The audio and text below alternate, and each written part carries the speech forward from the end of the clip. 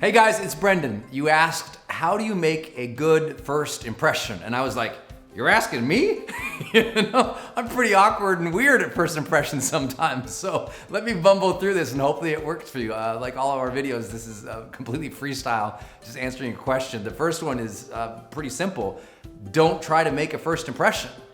It comes across when you're trying, and I know you know that. You can feel it. You go into social networking kind of, wait, you can't say that, in a social environment, and you're supposed to be networking, and if you're trying to do something, people feel that from you, but you know it, and it makes you uncomfortable, doesn't it? When you're in there trying to do something or be something that you're not, the best first impression is someone saying, that dude is just totally being himself. I think about my dad. He was an extraordinarily good man, just incredible. I mean, he did 3 tours in Vietnam. He served, his country. He was a jolly, just happy guy. Had a big Buddha belly because mom always fed him good food, and we lost him in 2009 to leukemia, unfortunately. And I think about the way that he handled that situation and the lessons he told us. And one of the things he was always just saying is, be yourself. I thought about the things he went through during that time, dealing with chemo and treatment, how easy it would have been for him to try to act a part, but if he wasn't feeling good, he wasn't feeling good. If he was, he was always positive, but he was him, and he remained himself through the end. And he always told, just be yourself. And that remains the all-time best 2 words in personal development. All right? Just be yourself. Add that with the next 2 best words in all of spiritual development, have faith, and now you got a winning combination. Go into the next networking event, be yourself, have faith that it will go fine, and you'll be on a much better ground than being one of those guys, hi, how you doing? You're just like, oh my God, get away from me, creep. Like when you're not being authentic, it oozes someone who is trying or someone who is not trustable. So just be you. And some people say, well, Brendon, though, me is someone who would not interact in that, social context. Me is a wallflower. Me is a very introverted person who wouldn't want to go do that. I go, then don't go do it. We've all fallen prey to this mass hysteria that says we all have to go in and network and party and do all the other things. Who said? Who's telling you have to do anything that you're not wanting to do? Now, don't do it because I tell people all the time, it's like, just because it's hard or uncomfortable doesn't mean you shouldn't do it. Matter of fact, most of your growth will come from placing yourself and being yourself, being your best in situations where you may not be comfortable. Part of mastery of life is learning to be comfortable with the uncomfortable. I know you know that. So if a networking situation will be good for you and your career and your goals and your dreams, yeah, will yourself to get your butt in there and go be the best you. Get in the game, that's fine. But don't think you have to. I get invited to parties and fundraisers and speeches. I mean, every single day, hundreds of invitations come into us because we reach, millions of people every single day. So we get tons of requests, and it's all no. If it's not on my path, I don't have to say yes to it. And I think you need to approach that same way. You don't need to do every networking situation that comes up. But if you do go there, don't try so hard. Go and make sure you do very simple things. 1, have fun.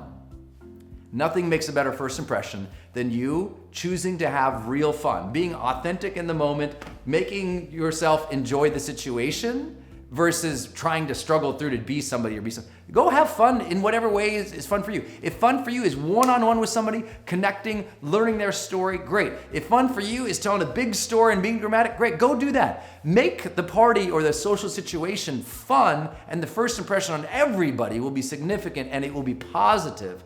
The second thing is, I don't want you to forget that first impressions have nothing to do with you as much as they have to do with the other person. And I know you know that as well, but how present do you really get for other people? Think about the last time you were with your partner, your spouse, your lover, the person you're in an intimate relationship with, if you are. I mean, how present have you really been with them at dinner? How present are you with them when you're walking in the door? How present are you with them in general? because that level of presence is probably what you're carrying into the social world too. And I want you to remember that if you really want to make a difference and you really want to make an impact, a great quote unquote first impression, it comes from being present with other people and truly listening, being engaged and interested in who they are, what they're about, what's going on in their world. Part of being great at first impressions is asking questions of other people and genuinely meaning them. Not I read these are the 5 great questions to ask at a networking event. Makes you another ass who's asking those 5 questions. Go ask questions that are real for you. Like if you meet somebody, ask them questions that are authentic for you. That's it. Do what you're interested in. Tell people, hey, I'm interested in this. How do you perceive it? What do you do? Learn from them. Don't be so focused on bragging about yourself to make a first impression. Instead, learn enough about someone that you can brag about them to the next guy. Meaning if now you're talking with someone, you learn something about them, someone walks up and be like, hey, what's your name? Oh, Pete. Hey, Pete, this is Barbara. Barbara's awesome. She's just telling me how she's like this. And now you're just bragging up on Barbara versus worrying about bragging about yourself. And in that situation, you will be the person of influence. And I think the last simple reminder that we forget all the time, that a real first impression, what makes the great difference, in addition to being ourselves and having faith that will go well, being interested in other people, is to change the emotional tone of the conversations and the context we find ourselves in life. If you're on first impression and you're talking with somebody and everyone's kind of bland, but you just say, you know what, I'm gonna change the tone here a little bit. With my energy, my physicality, my spirituality, I'm just gonna leave this situation a little bit more positively energized. Whatever that means for the context you're in, right? If you're volunteering in hospice and someone's very sick and they're going through a tough time, you don't need to go in and party and go all crazy and be a clown around them. But if you just served authentically in that situation to make that person feel cared for, and you left on a positive, upbeat tone, they would feel that, they would remember you. How you leave is much more important than the first impression. And we always forget that, right? We always forget that. People only have a memory so long. They might not even remember the first time they met you. And if they do, it might be distorted, but they remember how you left them feeling. And that's what you have to focus on. That when you go to leave the conversation or the social context, is to say, how can I leave this better than I found it? How can I have contributed some positive energy or positive perspective to this? Because if you walk away and they're like, that person's who they are, and they were interested in us, and that was a positive feeling when they left, you have accomplished everything you need to have done in your first impression. Go out there, try these ideas, remember them next time you're in a networking situation. You'll start to experience a whole lot more of what we call the charged life.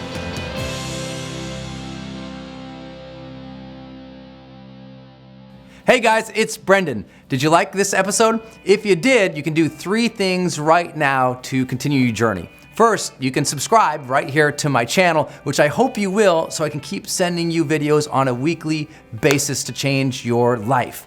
Second, you can get my brand new book for free by clicking the link right here.